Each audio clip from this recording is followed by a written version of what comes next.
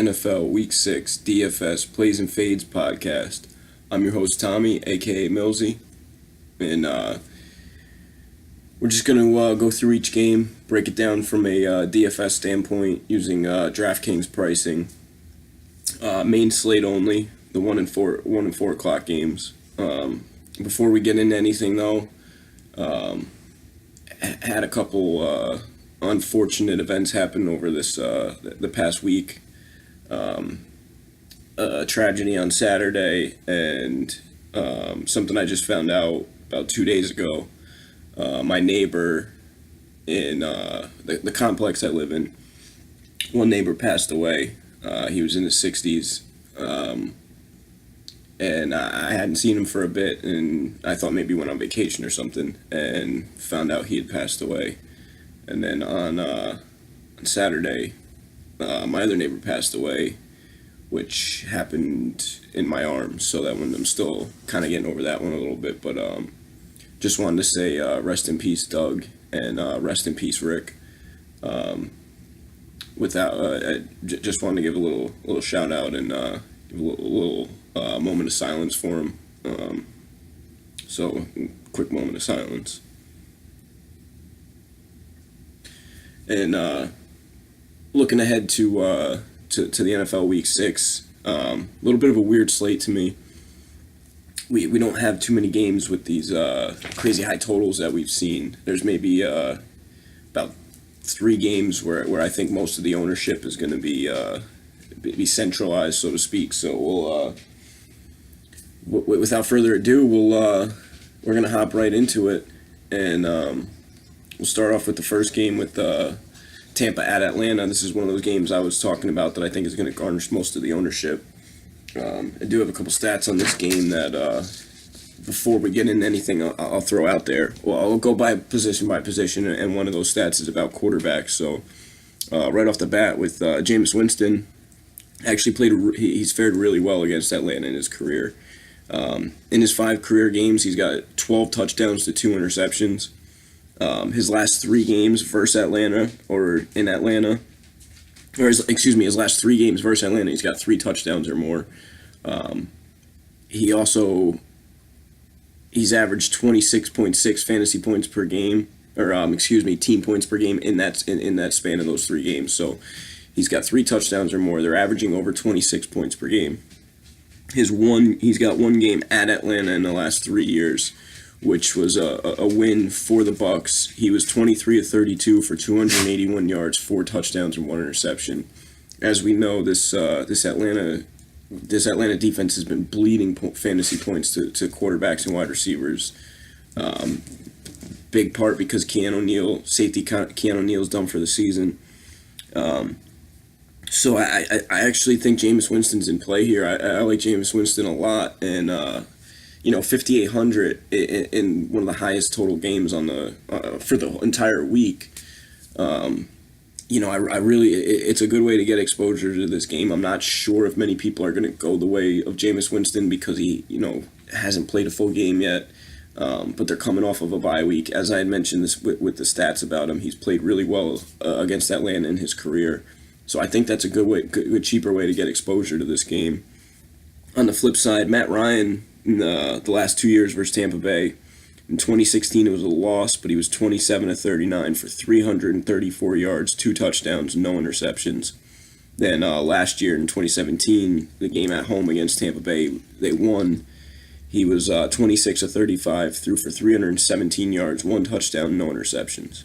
And in his career, he's got a 30 touchdowns to 14 interception TD to interception ratio. So he's another one that's been able to light up this Tampa defense throughout his career. So, obviously Matt Ryan's in play. He's got off to a great start this year. He's always been known as a home quarterback, where he's played much better at home than on the road. We don't have to worry about any weather factors. He gets, one of the best, probably the best matchup on the slate with going up against the Tampa defense. So I like both of these quarterbacks this week. I think both are heavily in play. As for the running backs, I think Devontae Freeman's going to play. keep an eye on his status on Friday and see what happens if he is out. Tevin Coleman at 5,400. I like that price tag on Coleman.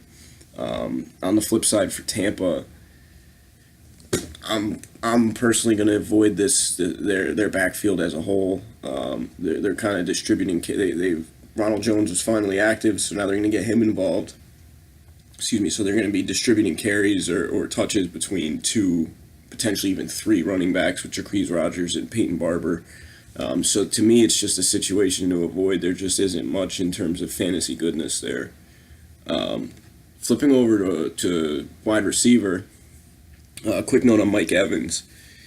In his 5 games with Jameis Winston as quarterback, he's got 5 touchdowns. So he's averaging a touchdown a game versus the Falcons with Jameis as quarterback. He is 8,100, coming off of a bit of a down week, or obviously the bye week, but before that, coming off a bit of a down week with 6 for 59. But I really like Mike Evans in this matchup. It is a little hefty on the price tag, but at the same time, he has been productive this year, and he's been productive against Atlanta in his career. On the flip side, Julio Jones under 8K at 7,900. Julio Jones in his career against Tampa has got 10 touchdowns in 12 games. In the last 2 seasons at home against Tampa, 2016 he went for 4 for 66 and a touchdown, and then in 2017 he blew up for 12 catches for 253 yards and 2 touchdowns. This defense is very similar to last year's defense for Tampa, so Julio's a great play. He arguably is the top wide receiver play on the slate. So I think, but I do think he's going to be highly owned.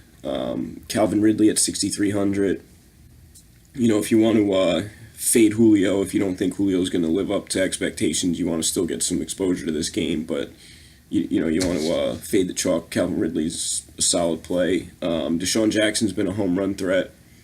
It's been about it. It's pretty much what he's been in his career. And this is a juicy matchup for him because Atlanta's given up chunk plays, deep plays, and that's what Deshaun Jackson's specialty is. So if you want to take a stab, again, you want to get some exposure to this game. He is 5,900, but I don't think anybody's going to own him. I think he's going to be very low owned. Perfect GPP play. Outside of that, wide receiver, I'm not going to, Mohamed Sanu after his week last week, I think was a bit of a fluke. I won't be going there this week.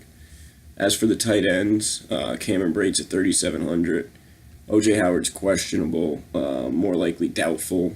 Did get in a limited practice, but the thing that concerns me about Howard is that he was expected to be out for 2 to 4 weeks when he hurt this injury, or when he had this injury. Now he's getting back. He'll be getting back a week or a week to 2 weeks earlier than expected. So, if he's out, I absolutely love Cameron Brate. If he does play, I'll still like Brate a bit more. No matter what, I'm not playing OJ Howard unless they say he's not on a snap count, he's healthy enough to play, and is, like I said, not on a snap count is the main thing. But other than that, Austin Hooper on the other side, 3,500. Coming off of a solid game where he had 12 targets. A lot of them came from, I think, Matt Schaub after Matt Ryan got hurt. But at 3,500, I like Hooper in this matchup. Again, it's another way to get some cheap exposure to the game. Defenses, I'm not interested in either one of these defenses. This game's going to be a shootout. So you're not going to play a defense. You're not going to play a defense in a matchup where you're expecting to be a lot of points given up. That doesn't make sense. So both of them are off limits for me. Carolina at Washington. Washington coming off of that blowout ass beating on Monday Night Football at the hands of the Saints, and Carolina coming back with the dramatic win over the Giants with a 63-yard field goal last week. Cam Newton's only 6,100. Cam's been at or around 20 points every week this year, fantasy points wise. That his rushing upside's just too good. He already has 3 rushing touchdowns on the year. Also with 7 passing touchdowns, gets Greg Olsen back, is only 6,100. And the main thing about his rushing upside in this matchup is Washington's been pretty stingy against the pass. with the exception of the New Orleans game. But they've been pretty solid against the pass, especially at home. So I think that adds a little more to Cam's rushing upside in this matchup in particular.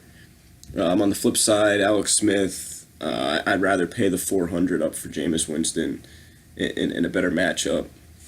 Moving over to running back, Christian McCaffrey at 8,300. Worries me a little bit. That's a hefty price tag. I know he had a solid week last week, but he didn't get the end. He didn't see the end zone.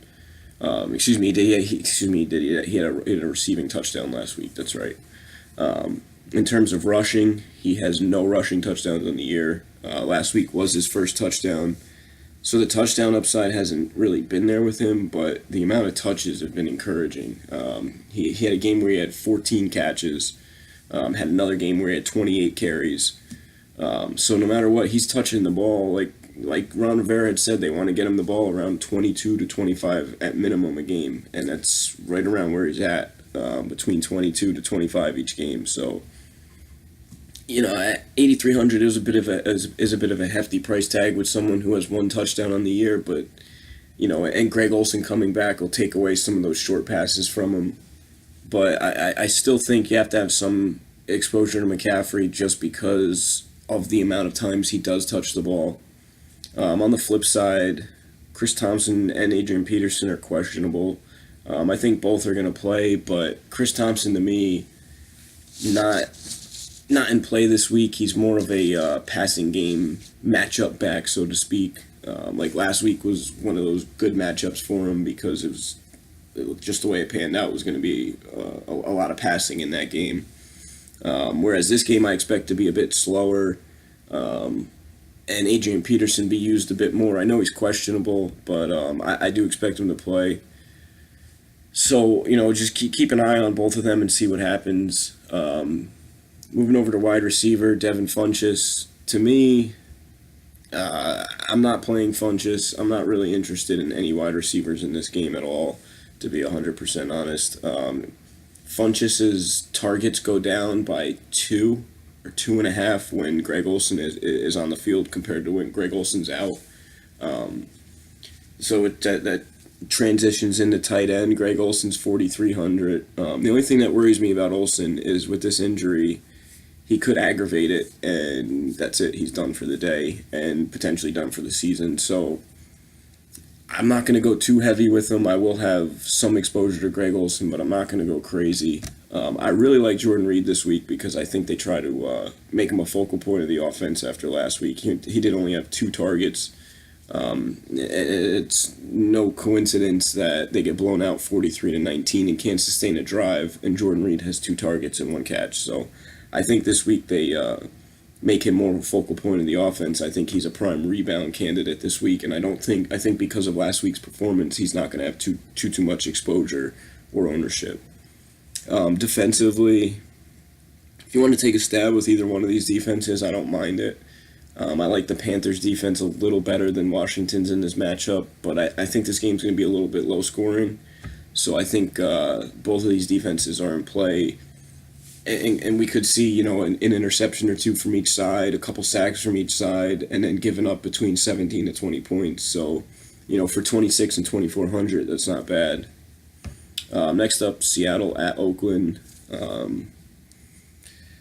This is a tough matchup, and in terms of fantasy, Russell Wilson's in play just because of Doug Baldwin, and Russell Wilson's a great GPP play. He just hasn't used his legs as much this year, which I think will change. Derek Carr's, most of his production has come from one game this year.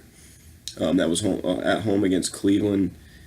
Seattle's not Cleveland, so, both of these quarterbacks, I'm not playing either one. I might have a team with Russell Wilson, but I'm probably going to fade this game as a whole. Same thing with running backs. I'm not interested in the running backs in this game.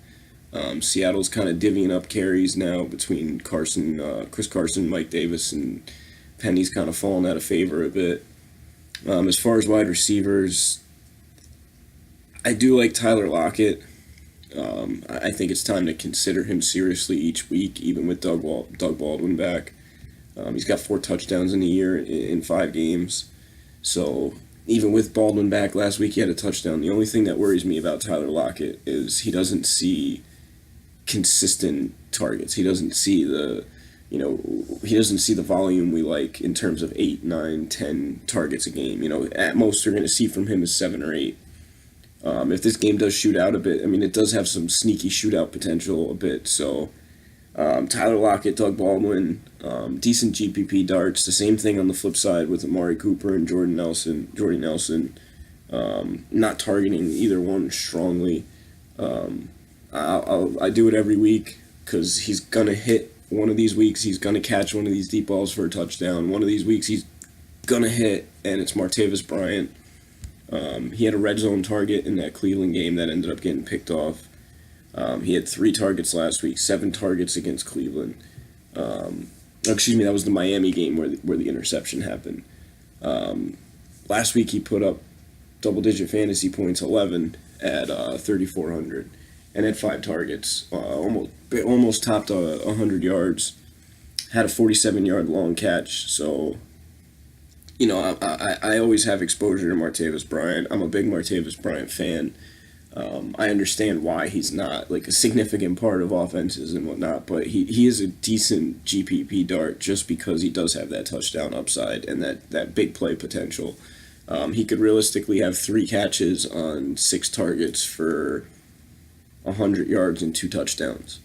And at low ownership, at that price tag, that opens up a lot. So, I mean, I understand most people not wanting to go there, but I'll definitely have some exposure to him again this week. Flipping over to tight end, as Nick Vanette's out or questionable now for Seattle. They're getting low on tight ends, but I'm fading their tight end situation. Jared Cook's production has come mostly on the road. He's got 2 30-point games, and the rest are in the 8s. And at 5K in a tough matchup, the Earl Thomas missing does give him a little bit of an upgrade, but still a little bit of a tough matchup. And at 5K, we don't have that guaranteed floor. I'm probably going to fade there, but I understand if you want to take a stab with them to get some exposure to the Raiders passing game, and if you want to try to, for whatever as a GPP dart to be contrarian. I think you could play either one of these defenses. I take that back. You can't play the Raiders defense. Excuse me. Raiders defense is in shambles. They just don't have anybody they could count on to make a play. What is it? I think they have 2 interceptions on the year. 3 interceptions on the year, and 2 of them came in one game against a rookie quarterback in Baker Mayfield. So I won't be playing the Raiders defense, but the Seahawks at 2,600. I like the Seahawks a lot at 2,600. I think their defense could dominate this Oakland offense. Next up, Indy at the Jets. Andrew Luck's up to 6,200. No T.Y. Hilton, no Jack Doyle again this week. Quick note on Andrew Luck. 1-2 in his career versus the Jets. The last game against the Jets came in 2016, where the Colts and Andrew Luck absolutely dominated the Jets. He threw for 278, 4 touchdowns, no interceptions. But in his career, he has 5 touchdowns to 5 interceptions. So the other 2 games, he's got 1 touchdown to 5 interceptions. Now, one came at 23 years old, so that was around his rookie season. So you take that one kind of with a grain of salt. So Andrew Luck, those notorious home road split guy, indoor, outdoor too. So with all the injuries too, I'm going to be fading. On the flip side, Sam Darnold gets a nice matchup against Indy at home, coming off a 3-touchdown performance. I think there could be worse plays. I don't think he'll get any ownership, but not someone I would heavily target, but it does make a little bit of sense. As far as running backs, Crowell's questionable after his huge game. I still expect him to play. If he does, he's gotten a big price increase up to 5,000.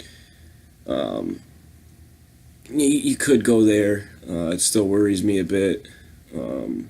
Powell, 4,500. I just don't like these teams with these committee backfields. It's just so hard to predict for fantasy purposes. So I'll probably, again, as GPP darts, they make some sense, but I'm not going to heavily target either one. Same thing with the Colts backfield. Marlon Mack's back healthy. Naheem Hines has made a name for himself in recent weeks, so I'm going to take a wait and see approach to see how they divvy up carries and touches in the backfield before I play them. I don't really, I can't trust either one of them right now. Moving over to wide receiver, Quincy Enunwa was in play.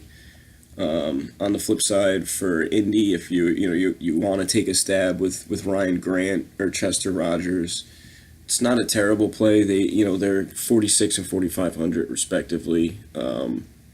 Ryan Grant's in 3 straight weeks of double digits, 2 of them with Ty being out.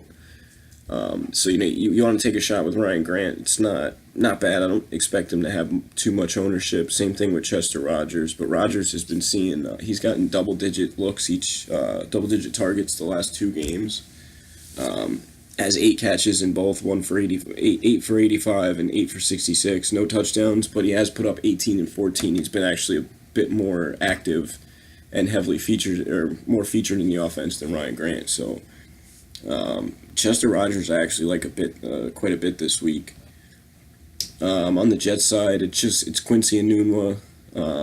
Robbie Anderson's a bit too dependent on the big play, which from the Jets offense I don't think is something you could rely on. So outside of Chester Rogers and Quincy Enunwa, I'm probably going to fade the rest of that game. Eric Ebron, he does have a tough matchup and hefty price increase at 5,400, but he's really only Andrew Luck's only target. Should see him and Chester Rogers both should see double-digit targets. I fully expect Ebron to catch a touchdown if he's healthy enough and he plays the full game, even though it is a tough matchup. Flipping over to defenses, it is still a rookie quarterback, so the Colts defense makes some sense. They're 2,500. They've been a little bit better than I think most people have thought this year. Not saying they've been good by any means, but they do have 17 sacks on the season. They had one game where they had 7 sacks. Picked off Tom Brady twice last week. Granted, both of them were his receivers' faults. But, with a rookie quarterback, they could force a mistake or two.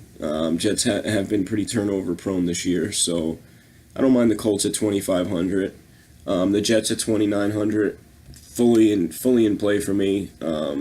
One thing that is a little curious to me, though, is that Andrew Luck gets the price increase to 6,200. Now, the last 2 games he's played in have been a bit of shootouts. One game he's been playing from behind heavily. Actually, both games he was playing from behind pretty heavily. And that's why he was throwing a lot. The Jets aren't that kind of team. The Jets aren't that kind of offense. But the Jets defense gets a price increase while Andrew Luck gets a price increase. But why are you going to increase the quarterback and the defense if you think the defense is going to do? So, I mean, it's just that's a little curious to me. But the Jets are completely in play at 2,900. They're still, in my opinion, a bargain at that price. Next up, Arizona at Minnesota.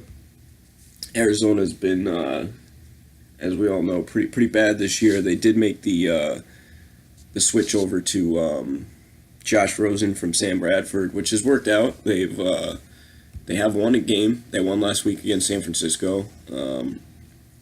Rosen did throw an interception. He only has he threw a touchdown in that game. He hasn't topped 200 passing yards yet this season. His interception came against the Bears, where he came in and was thrown into the fire with 2 minutes left and said, "Here, go win us the game," against the Chicago's front, and he threw an interception. So, but other than that, the full games he's played, he hasn't thrown a pick. But 4,700 against a struggling Minnesota team or Minnesota defense, why not? He's probably not going to be owned. He's 4,700. It's going to open up a ton of money across the board. You could do a stars and scrubs lineup and then throw Josh Rosen in, pair him with Christian Kirk, and then just load up around there. So Josh Rosen at 4,700 from that aspect in terms of a stars and scrubs lineup I like, but not much more than that. He's not a focal point. He's not someone you got to try to get in. Kirk Cousins at 6,700 gets a price increase, rightfully so. Kirk Cousins has been a monster this year. The only thing that worries me is if this game gets out of hand, how much is he actually going to throw? You know what I mean? Like, yes, I understand getting there. He could throw for a buck 90 or two 225 and 3 touchdowns and put up, say, 22 fantasy points. But does he really have that upside to put up 24, 25, 26 and up? To me, that's no. So I'm probably not going to play too much Kirk Cousins this week. David Johnson at 5,900. Yes, I'm gonna load up on him. I understand he does get a tough matchup because Minnesota has been solid on the ground against, or excuse me, has been solid stopping the ground attack. So, but David Johnson's heavily used in the passing game. When they get to the red zone, David Johnson's heavily used. Does have 3 touchdowns in his last 2 games. At 5,900, I like him. Dalvin Cook, not on the injury report anymore, full participant Thursday. This is a week that I like Dalvin Cook, and he's 5,700. Nobody's going to be on him at all. The previous matchups for Arizona have been passing matchups where Dalvin hasn't necessarily been needed. Obviously, they could use him, but he hasn't been needed. This week, I think we see Dalvin kind of burst on the scene now that he's fully healthy and gets a really nice matchup on the ground against Arizona. Moving over to wide receiver, Adam Thielen, 85. I absolutely love Adam Thielen. The only thing that worries me this week, again, is, as I had mentioned, the potential for a bit of a blowout. I'll still have some of them, but that is a hefty price tag to pay. But he's lived up to it so far, so I will have some exposure to him. Same thing with Diggs. As for Arizona, I can't trust Larry Fitzgerald right now. If I play anybody with Rosen or if I play any one-offs from this Arizona team, it would be Christian Kirk, who's come onto the scene a bit these last 3 games and has shown a little bit of chemistry with Josh Rosen, which obviously should increase the more time they get to play together. As far as tight end, Kyle Rudolph at 4,400. Sure, I could see him going for like 3 for 40 and a touchdown this week, maybe even a little more. Very reliable receiver, and Cousins is known to use his tight ends a bit more than Rudolph's been used in the past, as evidenced by his last 4 games have been 5 catches or more. So I don't mind Rudolph at 44. On the flip side, Ricky Seals-Jones coming off of a dud. But he did see 6 targets, tied for the most he's seen all year. Obviously didn't catch any of them, but you like to see that he is being targeted heavily. So this week at 2,700, why not? Defensively, I can't pay up that much for the Vikings defense. That's too much. The Cardinals defense has been a little better than expected this year. Well, really just because of the San Francisco game where they had a defensive touchdown. They're not on the road. They're not an option against Minnesota. Pittsburgh at Cincy. We all know the notorious Ben home road splits. But Cincy's a team that he has been pretty good in his career against. He is 21-7 in his career against the Bengals. He's won 5 in a row. In that span, he's got 8 touchdowns to 4 interceptions. In 2015, he was 30 of 39, 282, no touchdowns, an interception. 2016 was 21 of 36, 286 yards, a touchdown, no picks.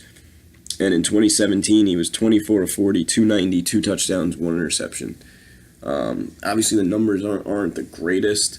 And at 6,500, I think he is in play completely. The home road hasn't been as dramatic this year. You take away one of those interceptions in that Cleveland game, and he's got a game where, he's 4 touchdowns to 3 interceptions. Obviously, it's not great, but that's better than Ben normally does, especially in the beginning of the year on the road. So at 6,500, in a game that I think Pittsburgh feels is a must-win, tough divisional matchup, I like Ben at 65. I think this is one of those games to target for the week where we can expect some points. On the flip side, same thing. I like Andy Dalton this week. Andy Dalton in his career versus the Steelers is 3-11. He has a 17-13 touchdown interception ratio. 2015, he got hurt after throwing 5 passes. He was 3 of 5 for 59 yards and a touchdown. An interception. 2016, he was 16-27, 157 yards and a pick, no touchdowns.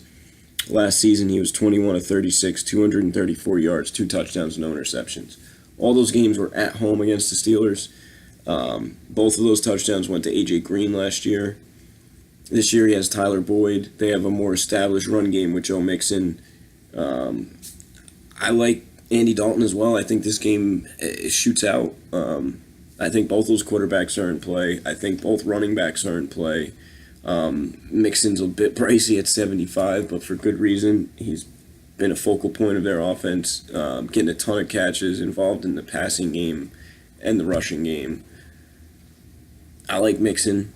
Connor at 77 finally came back with a big week last week and proving week 1 wasn't a fluke.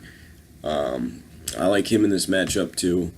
Both are a bit pricey, but no Kamara on this slate, and we can save a bit at wide receiver and quarterback. Speaking of wide receiver, Antonio Brown in his career versus the Bengals, the last 3 seasons against the Bengals, 2015 was 7 for 87, no touchdowns. 2016 was 3 of 58, no touchdowns. And last season he was 8 for 101 and a touchdown. Last week we saw him return to Antonio Brown-like numbers with the 2 touchdowns. Again, I think this game's got that is going to be a shootout. I think Pittsburgh's trying to get Antonio Brown involved more for good reason.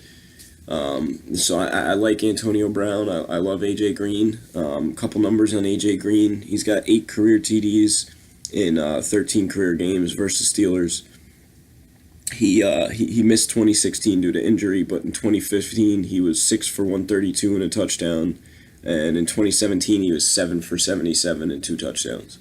So he's had success against the Steelers in his career. He's 8K. As I mentioned, the shootout potential for this game, so I like A.J. Green a lot. Juju struggled in his 2 games against Pittsburgh against Cincy last year. He went a combined 6 for 59 in both games. So it's a very, very small sample size. So you do with that as you will, but I probably won't be too high on Juju, mostly because of the Antonio Brown factor, and I think they're trying to get him more involved in the offense. That's obviously going to come at the expense of Juju. Tyler Boyd at 6K. Boyd's perfectly fine. I like Boyd in this matchup. He's fine. He's established himself as a legitimate threat opposite of A.J. Green. So Boyd's in play for me. As far as tight ends, Vance McDonald's in play. The Cincy situation, if Tyler Kroft is out, then I will play C.J. Uzomah. If Tyler Kroft does play, I'll probably take a wait-and-see approach for a week to see exactly how they're going to divvy up the touches and the snaps between the two. I'm going to completely fade both these defenses. I think this game shoots out, so to me, neither one of these defenses are in play. Next up, we got the Chargers at Cleveland. Phillip Rivers is under 6,000. I don't know if I don't think I wrote Phillip Rivers down. Oh no, I did. He is 1-2 in his career at Cleveland, and they've been all low-scoring games. But he is under 6K. They are coming from LA, traveling to Cleveland. The 1 o'clock game time could that's caused issues in the past for West Coast teams. So, but Phillip Rivers has played. He's got 175 passing touchdowns at home, and he's got 180 passing touchdowns on the road. Which, on the flip side, though, he's got, I believe it's 75 or 80 interceptions at home, and then it's either 85 or 90 interceptions on the road. He has 10 more interceptions on the road, 5 more touchdowns on the road, and 10 more interceptions on the road. I think it's in like 5 or 6 less games. So to me, that says that, which I know from previous years, that the Chargers have fallen behind quite a bit on the road and have been playing from behind quite a bit when they come east from west. So it is something to keep in mind, but that's very enticing, that $5,900 price tag. Even though the Browns do have a good defense, especially at home, they play better. But at 5,900, that's kind of hard to pass up. This game, it kind of has some sneaky shootout potential to me, and Baker Mayfield's in play. I like Baker Mayfield this week at that price tag. He has that upside because of the rushing ability. He's got some weapons around him. He's shown chemistry with Jarvis Landry, and this Chargers defense is garbage. I've said that from the beginning of the season. This Chargers defense was garbage. They're overrated. The whole team's overrated. I love the offense, but I still see them finishing around 7-9 or 8-8. But both of these quarterbacks are in play. As far as running backs, Melvin Gordon's completely in play. I love Melvin Gordon this week. Carlos Hyde's in play. He, under 5K. Duke Johnson complained a little bit last week about not getting enough touches in his workload, so that the greasy wheel the squeaky wheel gets greased. I don't know if that's the case though with Duke Johnson, but regardless, Carlos Hyde is the red zone back. Nick Chubb's not an immediate threat to his workload. So I like Carlos Hyde. I like Melvin Gordon. Both of these running backs are in play. Flipping over to wide receiver. Love Keenan Allen. I don't expect much ownership at all in Keenan Allen. Same thing with Jarvis Landry. I don't expect much ownership in this game at all. So I like Keenan Allen. I like Jarvis Landry. I like Mike Williams. All three of them are in play to me. But after that, I'm not playing anybody else from the receivers. As far as tight end, not interested in any of the tight ends in this game. Defensively, I think you could play both of these defenses. I personally I'm not going to play the Chargers. I don't think the Chargers defense is that good. But you can play them because Baker Mayfield's a rookie, and he's shown he's prone to make mistakes. He's got something like 6 turnovers in 2.5 games or something like that. So the Chargers at 2,700 makes some sense. Same thing with the Browns. The Browns have been pretty good this year, especially at home defensively, where they're averaging 12 fantasy points a game at home. Yes, it's been, and that's in a 3-game sample size. So 3 out of 5 games have been home, and 2 out of those 3 games they've put up they've accumulated double-digit fantasy points. They have 7 fumble recoveries already. 8 interceptions, so they've forced 15 turnovers in terms of between fumble recoveries and interceptions. That's insane. Through 5 games, they're averaging 3 turnovers a game in terms of interceptions and fumble recoveries. That's crazy. So I like the Browns defense quite a bit this week. But on the same side, I also like Phillip Rivers, because I think Rivers can still have a solid fantasy game if he throws for 350, 2 touchdowns. But if he throws 2 interceptions and one of them's returned for a touchdown, that Cleveland defense is still going to put up. They're still going to way past value. Next up, Buffalo at Houston. Buffalo coming off a win against Tennessee, predicted by yours truly. This week, I don't think Buffalo's going to be as lucky. They're on the road this week. Houston's pretty solid on the ground. Not as good against the rush. The pass. The Bills have been solid on the ground, not so much through the air. So I think this game's going to end up being a bit of a blowout for Houston. Watson, I like Cam a little more because I think that game's going to be closer. Because if this game stays close, it's either because Watson gets hurt or Watson struggles. Buffalo doesn't have the offense that's going to be able to score points to keep up with Houston. So Watson at 64, I'm probably going to fade him this week. Might have minimal exposure to him. I do like McCoy a lot at 5,500. All he needed last week was a touchdown to have a really, really good week. He did have 24 carries, which is the only way Buffalo's going to keep this game close, is if they feed him the ball on the ground and through the air. He's a matchup nightmare for linebackers out of the backfield. So I like LaShawn McCoy this week. Lamar Miller's going to be back fully healthy this week. Buffalo struggled a little bit on the ground, giving up 96 rushing yards a game. It's very early in the season, so those stats will kind of even out. But 96 yards per game in terms of rushing is not bad at all. But he is under 5K though, 4,700. Back to a full workload this week, which should be between 12 to, we'll say, about 10 to 12 carry, or say 10 to 15 carries, and then we'll say about 18 total touches, which for 4,700 with some decent touchdown upside. We just got to be careful of a touchdown getting vultured like Bill O'Brien's done to us in the past. But 4,700, not bad. Not going to go too heavy with it though. As far as receivers, it all depends on, if Kiki Katu plays. 4,600, there's some value there.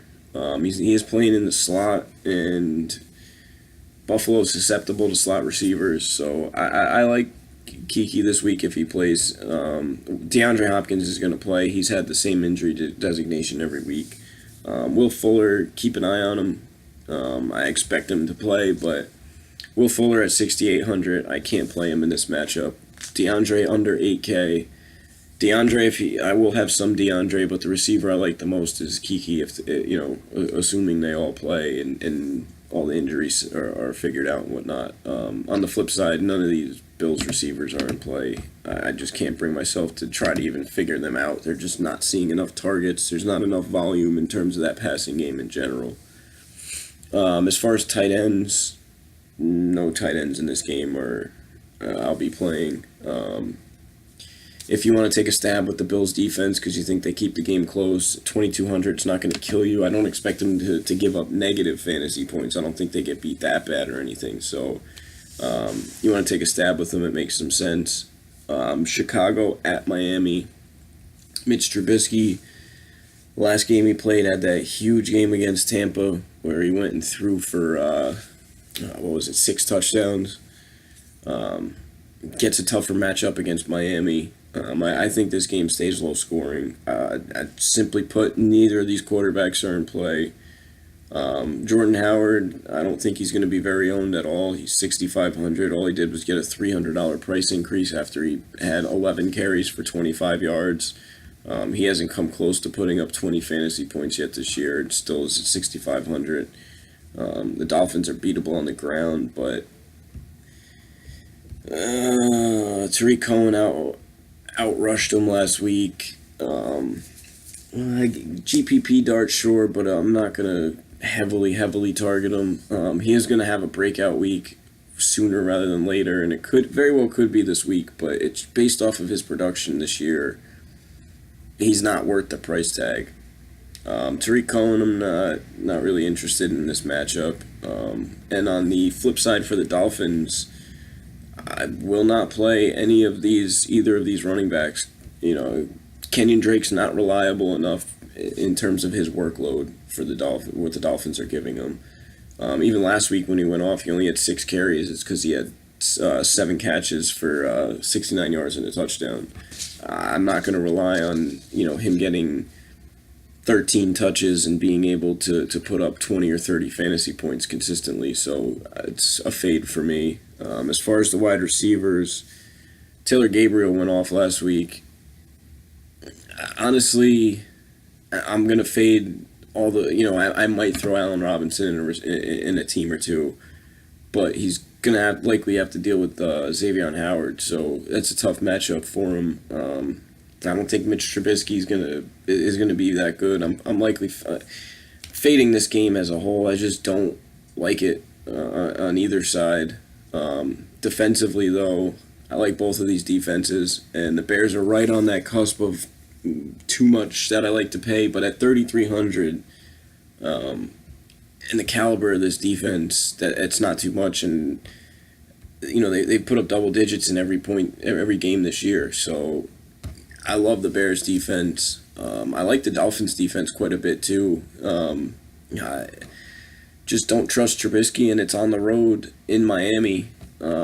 So I like both of these defenses the most in this game. It's if I'm playing that game, it's Jordan Howard or the defenses, and Howard just worries me at that price point. Moving over to the Rams at Denver. A lot of injury news here with Cooper Kupp and Brandon Cooks going through the concussion protocol. Definitely have to keep an eye on them and see what happens. So it's kind of hinders the fantasy perspective I can give. I like Case Keenum at 55 just because I think this game is going to be very high scoring and a bit of a shootout. And like last week where Denver was down a lot, he threw the ball 51 times and ended up finishing with 377 passing yards and 2 touchdowns. Good for 25 fantasy points, but they lost 34-16. So, I think something could happen this week where they fall behind 14-0 and the Rams never look back, but Denver's playing catch up the whole game, which is good for Keenum and fantasy points. So I think Keenum's in play. I like Jared Goff at 6K, way too cheap, and again, kind of monitor the wide receiver situation. And if they do play, we're getting a steal on Goff. Goff's home versus road splits, though, is something I've wanted to point out. I know it's early in his career, but at home, he's got 20 touchdowns to 11 interceptions. On the road, he's actually much better, with 25 touchdowns to 7 interceptions. Sure enough, the Rams are on the road.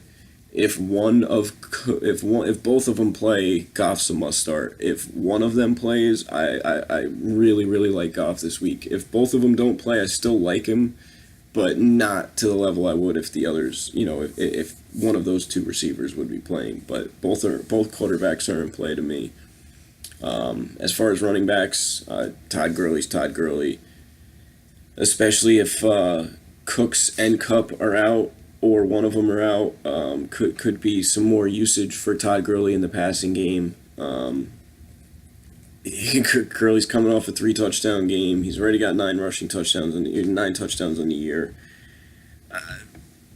Heavily involved in the rush and the pass. Very hefty price tag, but I think we could. There's some value out there where we could kind of make up for that a bit, and some of that value starts on the flip side with Phillip Lindsay, who's shown to be very productive in the pass game, shown to be an exceptional runner, very explosive. And he's getting a bit more carries as the weeks go on. Royce Freeman is still the goal line back, and was used a little bit more last week. But I think Phillip Lindsay's got a stranglehold on this backfield right now, and even in passing situations, he's still used. And him compared to at home on the road, he's averaging 16 fantasy points at home, where he's put up double digits in every home game this year, which has been 18 against Seattle, 15 against Oakland, and 16 against Kansas City. So I like Phillip Lindsay quite a bit, especially at that price tag. Moving over to wide receiver, as I mentioned with Cooks and Kupp, if they're in play, if they can play them. This is one of my favorite games on the slate for fantasy points. So assuming they're all healthy, Brandon Cooks, play him. Robert Woods, play him. Emmanuel Sanders, play him. Cooper Kupp, play him. Demaryius Thomas, play him. And if you want some cheap exposure to the game, I wouldn't be mad at you if you throw some Courtland Sutton in there. Saw 6 targets last week, caught a touchdown. Saw another red zone target. I think it was 2 or 3 total red zone targets last week. So he's becoming more and more a bigger part of the offense, especially when they turn to 3 receiver sets. So all the receivers in this game are in play to me. As far as tight end, still not really sure what the Rams, they're splitting time between Gerald Everett and Tyler Higbee. Can't really go there. Jeff Hireman, I don't mind him. 20, almost dead min, big body, 11 targets the last 2 games. Nice GPP play, and he's cheap enough where it's not going to hurt you if he only has 1 catch for 20 yards or 2 or 3 catches for 20 or 30 yards. He's not going to, at that price range, he's not going to hurt you too much. The Rams defense at 3,100. As I mentioned, I think this game shoots out. I think it's the Broncos are pissed off after last week. They're back home. A place where home field advantage really applies is Mile High. To me, I'm just gonna avoid both these defenses. Next up, the Ravens at the Titans. Marcus Mariota's 5,400. Joe Flacco's 5,200. I'm gonna fade both of these quarterbacks, but I do have a couple notes on them. Marcus Mariota versus the Ravens. He's played them once. He's 1-0. They won 23-20. It was in 2017. Mariota finished the game 19-28, 218 yards, 2 touchdowns, 1 interception. And on the flip side, Joe Flacco, in the loss was 34 of 52 for 261 yards, 2 touchdowns, 2 interceptions. And in Flacco's career against the Titans, he's got 4 touchdowns to 6 picks. So Flacco struggled a bit in his career against the Titans. Last season, the Titans won. The Ravens are improved offensively with Michael Crabtree, Willie Snead, and John Brown making up a formidable wide receiver trio. But I'm not going to play either one of these quarterbacks. I think we could still get some exposure to the game, but not in the quarterback perspective. Moving over to running back, Javoris Allen, getting more and more work, especially in the passing game. Double digits in every fantasy game except for one this year. But him and Alex Collins, neither one of them just gets the volume that we want or need from these guys. It's not so much the price tag; it's just they're not getting. They're sharing too much work. That Javoris Allen will put up 14, and Alex Collins will put up 12, and it's 26 fantasy points from the running back position. Whereas most teams, that would be 20 points to one guy and 6 points to another. They're splitting it kind of evenly. So both are off limits to me. Same thing with the Titans backfield. Both are off limits to me. The only exposure I would have to this game would be in the receivers. Corey Davis, no. If you want to take a stab with him, I don't mind it. But I'm not going to be focusing on Corey Davis. If I'm playing a guy from this game, or a guy I'm focusing on this game, is John Brown. Only 5,500. Double digits in every game except for one this year, which was last week, but he did have 14 targets and put up 9.8. He does have over a 20-point game, which was at Pittsburgh. He had 23.9. I absolutely love John Brown this matchup. Willie Snead at 4,100 I like a lot too. Not a flashy receiver. Doesn't have a ton of upside. Only has 1 touchdown on the year, but only has 1 game under double digits too. And on a week without much value, he's got a solid floor. And I think this game's going to be competitive throughout. So, Snead and John Brown are both in play to me. Michael Crabtree, he's been a little more productive than Snead, but he's also $600 more. I'd rather go up to John Brown or, like I said, Snead than play Crabtree. As far as the tight ends, all the tight ends in this game are a full fade for me. Baltimore's running a rotation of 3 tight ends. Tennessee struggling without Delaney Walker, so they're another one that's kind of rotating teams. Both these defenses, both of them are in play to me. I like the Titans a little bit more because I think Joe Flacco a bit more prone to turnovers. Actually, you know what? I like the Ravens. Now I think about it a little deeper. I like the Ravens defense a bit more because the Titans have less weapons than the Ravens do. The Ravens have 3 capable wide receivers, a solid pass-catching back. Alex Collins is capable of catching passes while it's not his forte. So, I think I like the Ravens defense slightly better, but Flacco's prone to turnovers. So, that's why I said both these defenses are completely in play to me. Next up, Jacksonville at Dallas.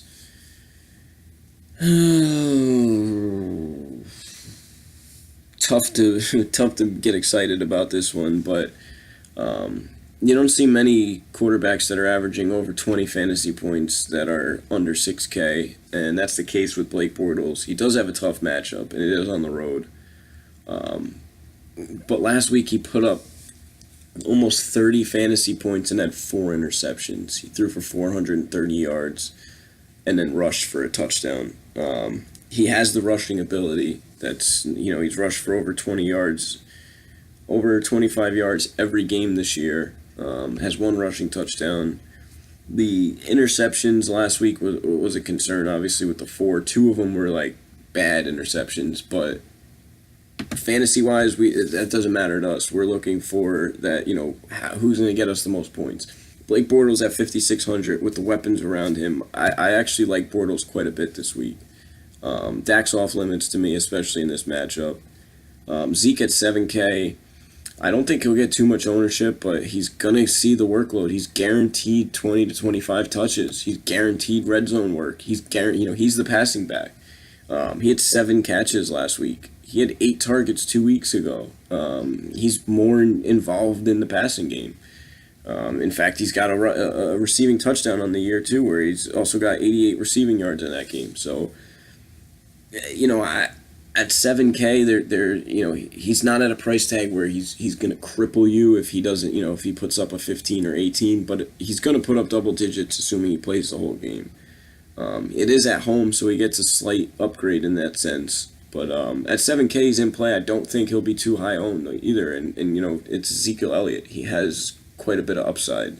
He can go off against any team at any point, any week. On the flip side, TJ Yeldon is 6,400, but for good reason.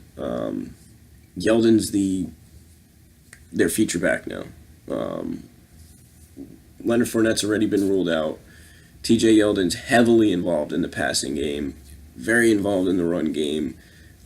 I love TJ Yeldon. I think people will get scared off by that price tag. But if this game's close, they're going to use TJ Yeldon on the ground. And they're going to use TJ Yeldon pass catching out of the backfield. If the game's a blowout, they're going to use him in garbage time to try and catch up like they did last week against Kansas City. So I love Yeldon. I love Zeke. On the flip side, no Dallas wide receivers are in play for me. I don't like Keelan Cole much this week. I think he has a tough matchup on the outside. I don't know if he's going to be lined up on a Wuze or what, but I like DD Westbrook a lot again this week. I don't think he was used enough last week. I think Jacksonville is going to address that this week and lining up, more than half the time in the slot. That's where Dallas is susceptible. Dallas has got a pretty strong secondary, but they've struggled a bit against, they've been beatable in the slot, and that's where DD mostly lines up. So at 5K, I like DD quite a bit. Dante Moncrief has been quietly better than I expected this year and quietly better than I think most people even realize. So, another low ownership, cheaper option guy, at 4,400, worth a stab. And, you can pair either one of them with Bortles and have a very unconventional stack. This is another one of those situations where you could realistically go Bortles, Yeldon, and Dede, or Bortles, Dede, and Moncrief. Moving over to tight end. For Jacksonville, James O'Shaughnessy and Niles Paul are filling the void left by Austin Seferian-Jenkins. Paul's been more of the pass catching back. He did have 9 targets, 7 catches for 65 yards. But this game is obviously going to be a bit closer, so I think the snap count's going to be a bit more even between O'Shaughnessy and Paul.